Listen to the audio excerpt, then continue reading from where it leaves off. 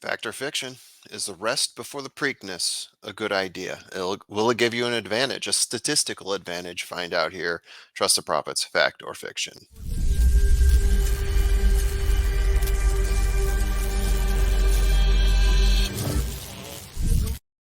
Trust the profits. Here we are. Fact or fiction again. This time we're going to talk about Preakness. Rested horses better for Preakness.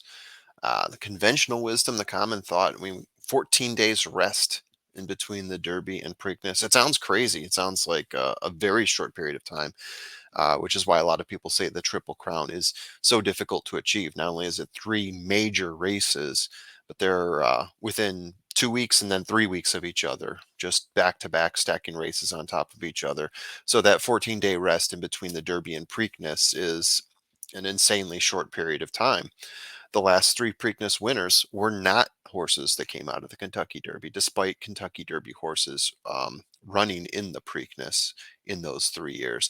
And this year, a lot of speculation for the past week, but now we know that the only Kentucky Derby horse that is running in the Preakness Stakes is Mage, the winner of the Kentucky Derby. So a lot of people wondering, is Mage a good bet here, or do we take a horse that's been on rest like First Mission? First Mission's shown a lot of, in the few races First Mission has had, is shown a lot as a racehorse competing at this level. Is it enough to knock off Mage, who we just saw run a brilliant Kentucky Derby? So let's take a look at the numbers and see what they say.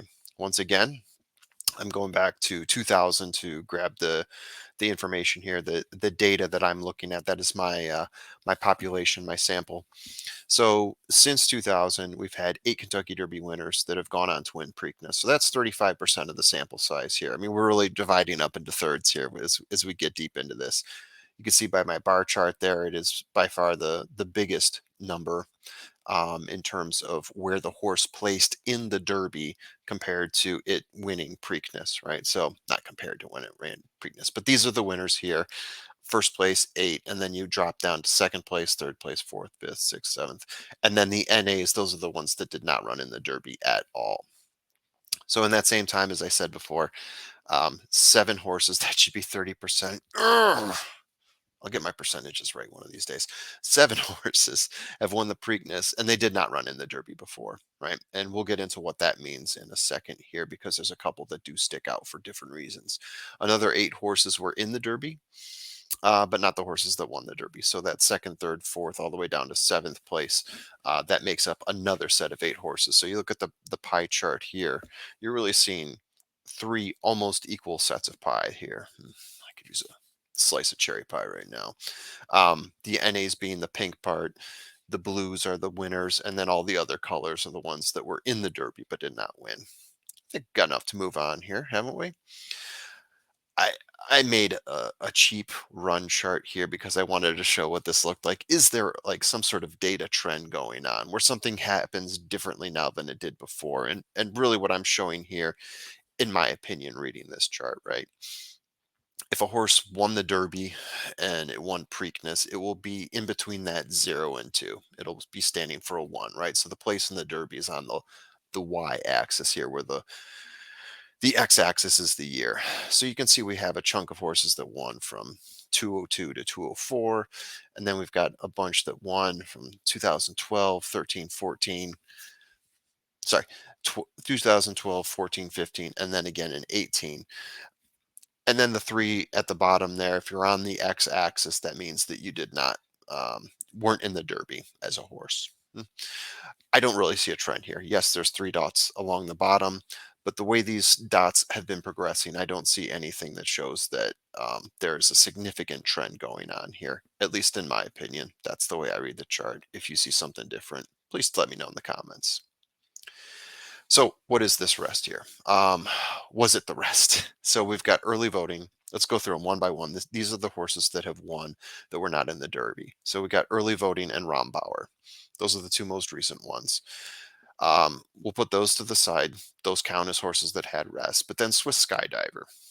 Swiss Skydiver, second place, the Kentucky Oaks, only had a day more rest than any of the Derby contenders that were in the Preakness with her. Cloud Computing, yes. Rachel Alexandra won the Oaks. So there's another horse that really didn't have rest.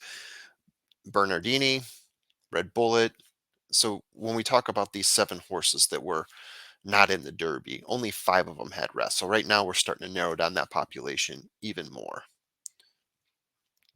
Um, yeah, and looking at this a little bit deeper here. So let's take a look at a couple different scenarios here. I picked 4 years at random. I had different type of horse winning the Preakness here. So Big Brown won the Derby, won the Preakness. In that year, 12 horses entered and only one, Big Brown. And again, go ahead and check my math on this. I did my scan a couple times up and down to see if I could find one that was in the Derby, but it appeared to me that only Big Brown was in the Derby and in the Preakness, which is very interesting to me because you think the further back you look, the more Derby horses are going to be in there. I'm looking here to see if there's a recent trend of fewer and fewer Derby horses being entered into the Preakness, but 2008, we're talking about 15 years ago, this was the case for Big Brown, as is the case for Mage now. Rachel Alexandra, as we just showed, that's an Oaks horse that won in that year. 7 of 13 were in the Derby. So roughly half, a little bit more than half. When Oxbow won, after placing 6 in the Derby, 6 of 9 horses were entered in that race that were in the Derby before. So a heavier saturation of Derby horses. And then when Bernardini won, the year that Barbaro broke down, saddest Preakness ever, there were 3 horses that came from the Derby into Preakness, so 33%. So you can see there's no real trend. There's no, looking back saying, oh, it's usually 80% full of Derby horses. Not the case here. We saw 4 different types of scenarios. In each case, it was just a different set of horses that were entered in. So, any conclusions that I can draw from this? In the past 23 years, 7 horses have won that were not in the Derby, but of that, 2 were in the Oaks. So only 5 of them were really rested horses. So we're talking about less than 25% of the times a rested horse has won the Preakness. Not great odds there, in my opinion. In the past few years, there have been several examples of rested horses that were entered in the Preakness by sometimes a larger margin than Derby horses. So it's not really a new trend here. And as we saw before, it's not as if there's been a recent rash of not entering Derby horses in that hasn't been done before. We've seen it done before, and we've seen different types of outcomes. To me, there's no singular trend here. And then finally, Derby winners have won 35% of the time, Derby entrants 65% of the time. So let's take a look at that, right? Obviously, this year's going to be a different case because you're talking about one horse and several that could end up being in this category here. But let's think for a moment here that of all those times when Derby horses were entered, 65% of the time, one of them was the winner. I think that's really the biggest conclusion to draw here. Doesn't seem like the rest, in my opinion, has a lot to do with these horses winning. So there you have it. That is my opinion on the matter of resting a horse or a horse that's been rested going into Preakness versus one that just came off the Derby. Is there a statistical advantage? I feel like we've seen time and time again that there isn't, and we've seen plenty of cases where there could have been, and we just haven't seen enough trends to say, this bears out for a rested horse to really have an advantage in the Derby over a horse that may possibly even be better, but working off of only 14 days rest. That's my opinion. Hit me up in the comments. Let me know if you agree or disagree. And as always, please subscribe. Thank you.